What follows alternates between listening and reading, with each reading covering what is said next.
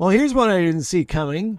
Hunter Biden sat for an extensive interview, and the son of the former president had no shortage of vitriol saved up for George Clooney. You'll recall Clooney led the charge to get Joe Biden removed from the Democratic ticket. Biden went on to say that Clooney broke up Tenacious D. What? Kyle Gass made an assassination joke last year from the stage in Australia. 2 days later, Jack Black put the D on permanent hiatus. Hunter Biden says Clooney had called Jack Black after the story broke and told the actor that Black would be blacklisted in Hollywood if he didn't break up the band. Biden says he knows that because he and Black are friends. I guess what Clooney was concerned about was giving the opposition fuel for the fire during the campaign. At any rate, probably none of his business. If that's true, that's pretty weird. I feel like I did not do the story justice, though. Hunter had a lot of opinions on Clooney, and here are some of them. Him and everybody around him. I don't have to be nice. Number one, I agree with Quentin Tarantino.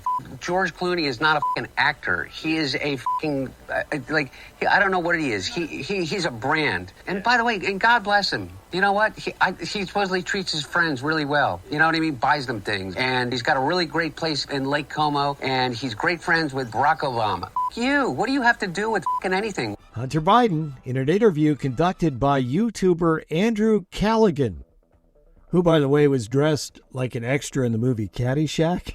Surrey, England. Researchers at the University of Surrey wanted to see how often people wash their hands after using the restroom. They decided that they would test this at a hospital. Sensors installed in the hospital's bathroom sinks. What do you think the result was? 90% washing their hands. Again, this is a medical facility. What do you think? 90%? 75%? How about 50%? That is gross. You know, my grandma McGlenn was not a particularly friendly person, I'll say. She was pretty grim. But the one thing she drilled into our heads whenever we'd visit, wash your hands after using the bathroom. And I still hear her voice in my head. But I do wash my hands, right? So it worked. Swansea, Wales. Man arrested for beating up friend with a crutch and parading him through the streets naked. Some friend. It seems that the assaulter believed his friend had stolen his cell phone. No confirmation on that. Brooksville, Florida. This is a good Florida man yarn right here. Monday, police pulled over a man for drunk driving on the Suncoast Parkway at 8:30 in the morning. Several 911 calls reported a man driving erratically on that roadway. And also they said it shouldn't be hard to find him because he's driving a riding lawnmower. Okay. St. Petersburg, Florida, a 30-year-old drunk ad exec arrested for peeing off the balcony of a bar in which he was imbibing.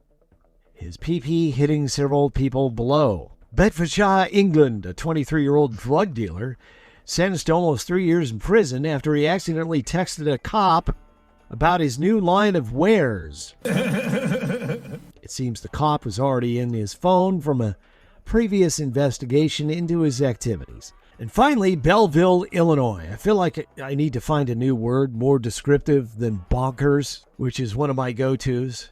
Here's one from the bonkers file. A McDonald's manager told an employee to clock out and go home after the teen girl refused to take out the trash. The girl went home. A little while later, mother showed up. An argument ensued. Mother v. manager. Mom assaulted the manager. And so the manager pulled out a gun and shot mom in the leg. Both now facing charges. Good Lord. If you have kids, what would you have told them? I would have told them, hey, why didn't you take out the trash? It's part of your job. You too good to take out the trash? Get out of here. But no, she went down to fight with the manager. Okay. All right. Guess I'm old-fashioned in that respect. That's where we'll leave things on a Tuesday. Thank you so much for being here and for listening. Help us spread the word. And we'll chat again tomorrow.